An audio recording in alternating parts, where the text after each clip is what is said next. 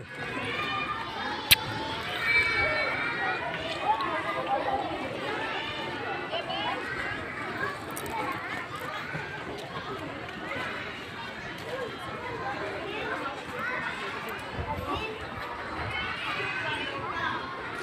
mga kamusang, nagsundo po tayo sa aking anak para magpakain.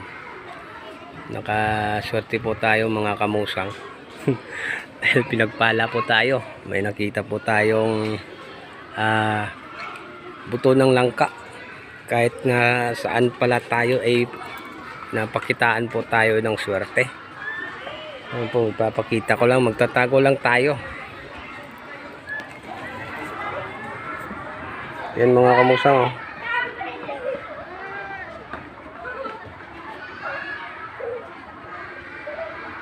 Buto ng langka.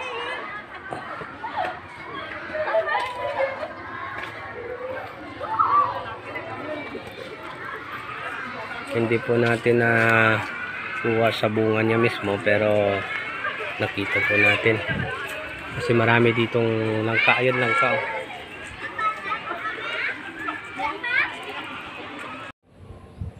Eto na po mga kamusang, yung nakuha natin sa ilalim ng puno ng langka. Ayan po yung itsura. Langka talaga to. Ayan mga kamusang, napakagandang langka. Yan, kiniskisan ko na ng piso yung, ewan ko ba, parang powder, akala ko simento. Ayan po. Maganda po itong gamitin mga kamusang. Pampaswerte po ito. At pamproteksyon rin po sa iwas sa disgrasya. Karamihan po ay ito yung tinatangan ng mga malapit ng mga anak, mga kamusang, kasi yung langka madulas pag ano pa siya, pag hindi pa siya naging bato na. Ayan, naglalabo. Madulas po ang langka. Kaya pag tinatangan to ng mga buntis or malapit ng mga anak, nadudulas rin yung pag ano nila, pag ere ng baby. Yan, napakagandang langka po. Swerte talaga tayo.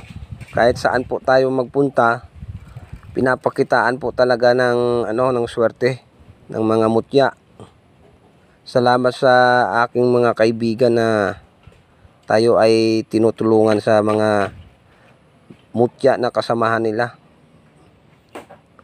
Yun mga kamusang, hindi ko po ito nakuha sa mismo sa bunga. Sa ilalim lang po ng puno ng langka. Pero 100% po ito po ay tunay. Langka po yan mga kamusang. Hindi po gawa ng kamay yan. Ayan, maraming salamat mga kamusang. God bless po sa lahat-lahat.